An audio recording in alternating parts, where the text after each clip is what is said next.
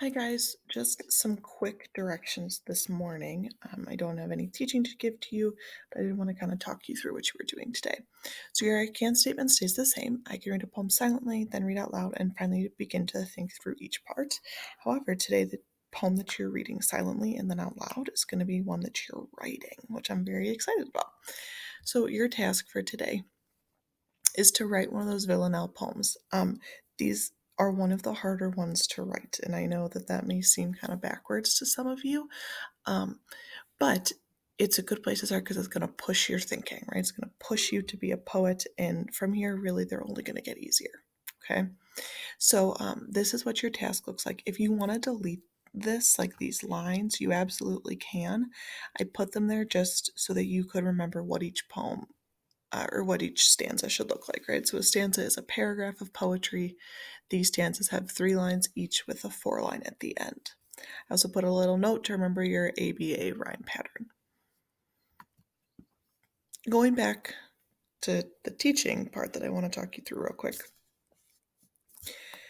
So just some topic ideas, things that you could write about. This is always the hardest part, right? Where kids get stuck.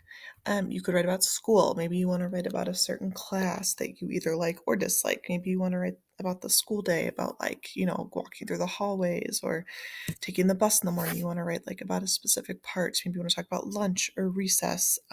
Any of those things would be fine. Maybe outdoors, you could you go outside and observe something and write about it? The weather, a plant, an animal.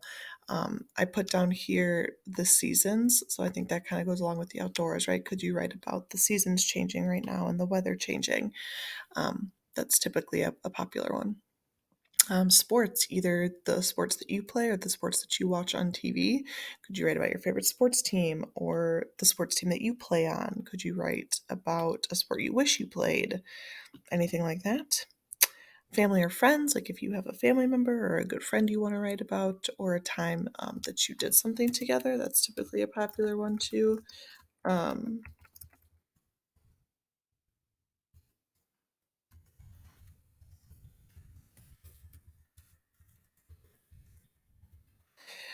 that would be totally fine. So, like a time you guys had an adventure, or you could just write about the person.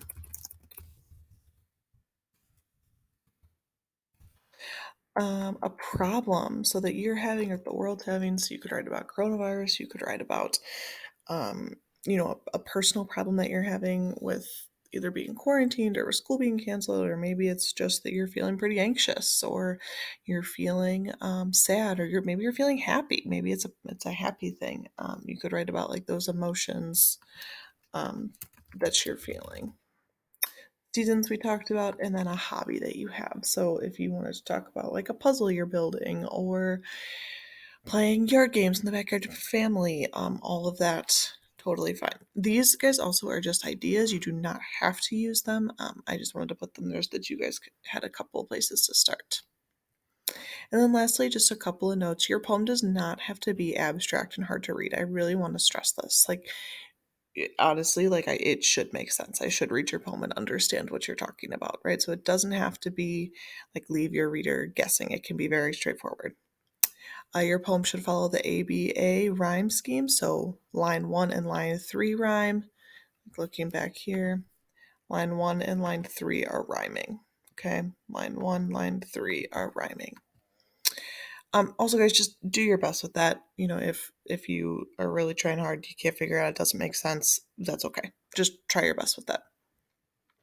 You don't have to use repetition, but it may be an easy place to start. So pick 1 or 2 lines that you like and then have them repeat at the end of your stanza, just like we did yesterday when we looked at Don't Go Silently Into That Good Night.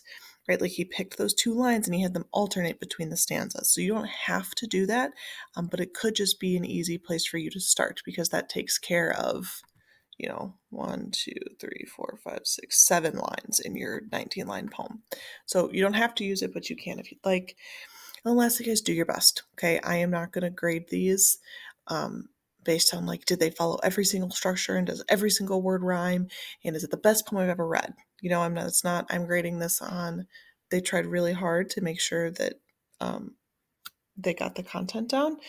And that's really all I'm looking for. Okay.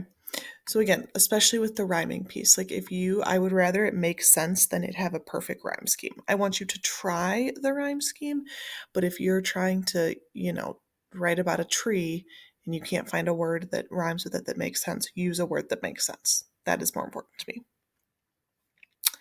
I will be on office hours today from 9 to 10 and then from 12:30 to 1:30. So please feel free to hop on, guys, if you have questions about poems or ideas, or please let me know, and please feel free to shoot me an email. You're going to submit this at the end of the day today.